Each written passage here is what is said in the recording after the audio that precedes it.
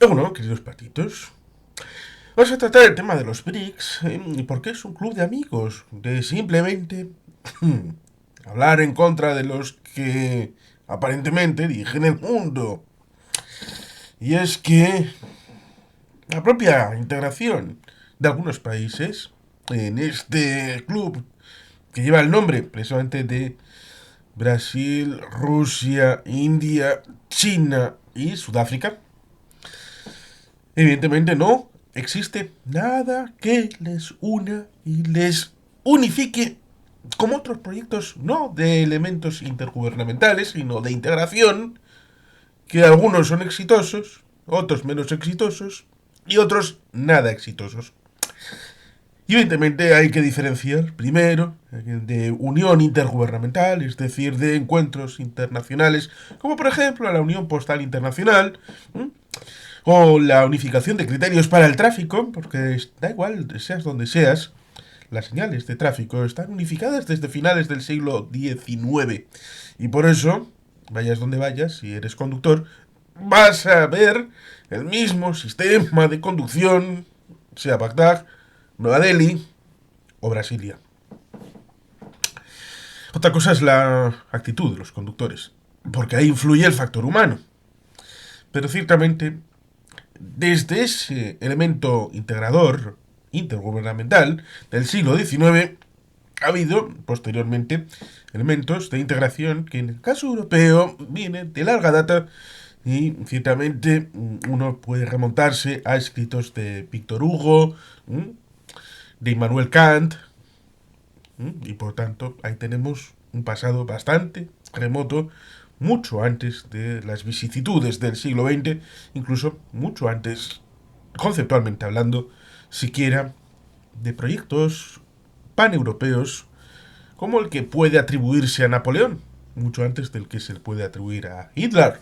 Y por tanto ahí tenemos muchos elementos para valorarlo, porque habitualmente los proyectos de integración, ya sean intergubernamentales o de futura unificación federal, se suelen baremar en función del proyecto de la Unión Europea. Y por lo tanto, la práctica de otros países suele ser acogida de manera que debe de seguir los pasos de la construcción europea. Y eso suele resultar un problema para Sudamérica, para África, el sudeste asiático, en el ámbito continental del territorio, como para hablar de elementos transcontinentales como es el ámbito del BRICS. Brasil está en Sudamérica, Rusia está a caballo entre Europa y Asia, India está prácticamente es un subcontinente entero para él, para ella. China, la proyección global que quiere tener China, con el ámbito del mar de la China meridional, y como punto de partida para una proyección global, a través de la navegación. Y Sudáfrica, que últimamente es menos conocida, porque, bueno, pues tiene lo que tiene. Y si hacemos un breve repaso de lo que son estos países del BRICS, Brasil, todas las dificultades que tuvo con el señor Bolsonaro, las dificultades del Mundial de Fútbol y de los Juegos Olímpicos de Río de Janeiro, las favelas, el ámbito de la dificultad alimentaria, las Amazonas, digo el Amazonas, no las Amazonas 6, Wonder Woman, se me ha metido por aquí, ahora que está Aquaman ahí en carteleras, pero bueno. Rusia es tal vez el más conocido, el asunto imperialista, la dificultad de tener infraestructuras dentro de Rusia. Si uno lee el libro La Rusia de Putin, es decir, la impotencia del poder, de Ruslan Hasulatov, publicado en castellano en mayo del año 2014, uno ve elementos que pueden hacer entender que en la propia idiosincrasia de Rusia, la ausencia, por ejemplo, de puentes, drenan recursos para poner solamente uno en el estrecho de Kerch, como en Crimea. por intereses geopolíticos y geoestratégicos, Rusia hace drenar recursos para infraestructuras, para elementos públicos, que son muy necesarios para la población rusa, muy rusa y mucho rusa, para proyectos imperialistas que nada tienen que ver con la visión geopolítica y geoestratégica que podría uno pensar debido a la confrontación de la segunda mitad del siglo XXI que se va a dar por Siberia y el tránsito del paso del norte a través de Bering y por el Polo Norte, ¿m? Con el cambio climático, y olvidando ciertamente el hecho de que el cambio climático va a propiciar el hecho de que las tierras de Siberia puedan ser productivas con la eliminación de parte del permafrost. Visiones geopolíticas y geoestratégicas concupiscientes que llevan a Rusia a hacer lo que hace y ser un paria internacional, que ahora está relacionado como muy mejor amigo con Kim Jong-un de Corea del Norte. Ay, este país tan simpático. La monarquía Juche, hereditaria, comunista. India, con el proyecto del Baratilla, es un proyecto nacionalista hindú. Narendra Modi, el primer ministro del país, bueno, cuando uno entra al Parlamento hindú, a una parte, puede encontrar el mapa del proyecto Baratilla, que es el nuevo nombre del Estado hindú, o pretenden, lo mismo que tenemos Birmania con Myanmar, que incluye el Raj británico, incluye Irán, incluye Afganistán. Es un proyecto también pan-imperialista, ¿no? Que no le arriendo la ganancia. Evidentemente China, con el asunto del mar de la China Meridional, que ya en el propio nombre indica las problemáticas. Y Sudáfrica. Sudáfrica, el señor Cyril Ramaphosa tiene un problema con una granja y un robo por ahí, que lo comentamos en otro vídeo. Y los niveles económicos están bastante mal en Sudáfrica, no es lo que era. Tiene problemas raciales, entendiendo por raciales con la diferencia de que uno aquí puede entender que debemos superar el elemento racial porque racial solamente hay una raza humana, sola una. Y hablar siquiera de elementos raciales es hacer el juego a aquellos que piensan que hay más de una. Pero digamos que en Sudáfrica ahora están devolviendo la pelota del apartheid a aquellos que lo sufrieron para hacer un poco lo que habían hecho en los años 80 y 90 soterradamente, pero luego a partir del año 2000 ya de manera pública en Zimbabue con el asunto de Mugabe. De quitar las granjas a los blancos sin compensación alguna. Y dárselas a aquellos que no tienen ni idea de gestionar agricultura y ganadería. Eso evidentemente es un plan sin fisuras. Maravilloso. Estupendo. Un plan que tiene dificultades por el suministro de agua, por ejemplo, Ciudad del Cabo. Las debilidades estructurales de cada país están presentes. Por tanto, la unión de debilidades en un grupo como el club del hermano de Phileas Fogg, de Mycroft, o Mycroft era el de Sherlock Holmes. Da igual, los dos hermanos tenían su club, el club británico, por excelencia. El tipo de club como el de los hermanos que hacen las apuestas entre pillos, anda el juego. Que, bueno, es un lugar para tomar el té, hacer temas de ocio, incluso algún negociete que puede caer por ahí. Un poco como los chocos en el País Vasco. En ese entorno conceptual, incluir a Argentina y Brasil es un poco como lo que comentamos con UNASUR en su momento. Es incluir políticamente cuando un gobierno gobierna, es posible que ese país se integre. Pero debido a la polarización en Argentina, después de Cristina y Alberto, ahora la llegada de Milei, pues por mucho pragmatismo que le quiera poner, no va a integrarse en el BRICS de la misma manera si es que llega a integrarse. Lo mismo que pasó con UNASUR, la CELAC y todas estas integraciones sudamericanas, cambiaron de signo en cuanto cambió el gobierno de determinados países.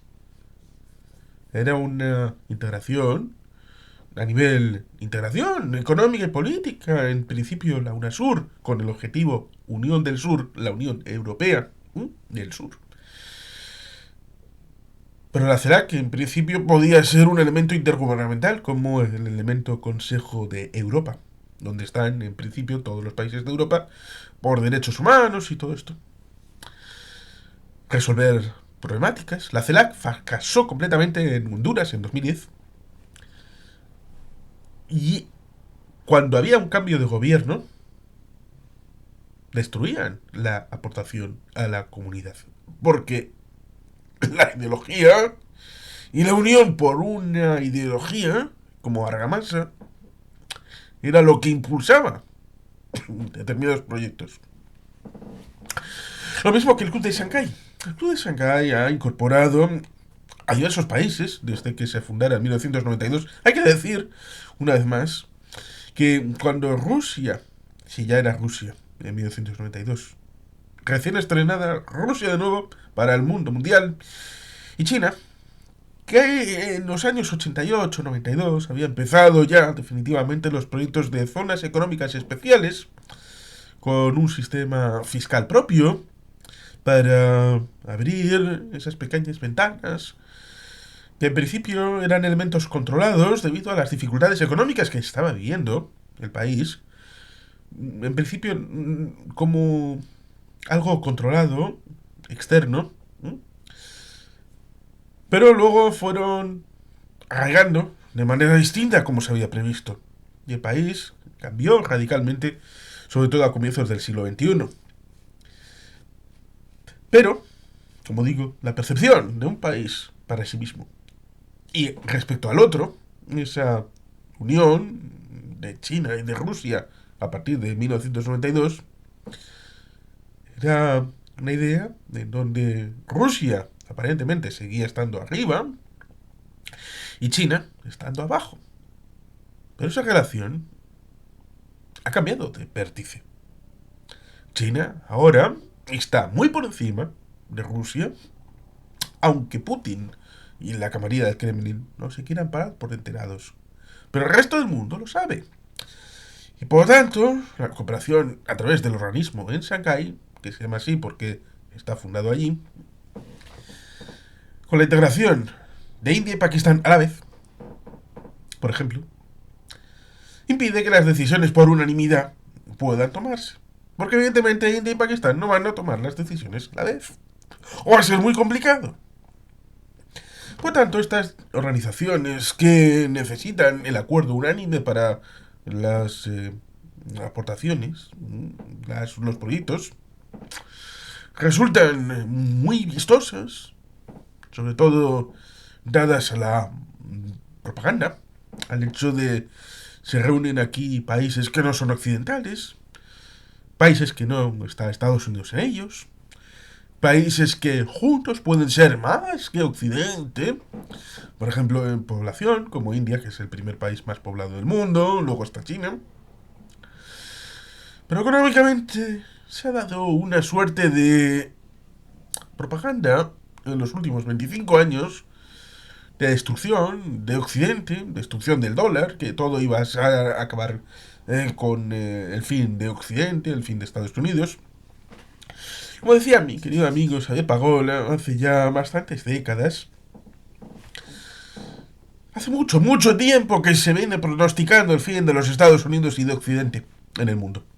Y es cierto que se puede ver en gráficos que el eje del centro de la economía mundo ha ido en dirección al Atlántico para luego empezar a volver, que la primera potencia del mundo económicamente hablando, a pesar de que su influencia no era tal, en 1800 era China, que los imperios europeos cuando han tenido mayor potencia en general, salvo el imperio británico, Han sido normalmente la segunda potencia del mundo, después de China o India, en la historia, como marco general. Incluso cuando uno piensa en el Imperio Romano, sí, también, sí.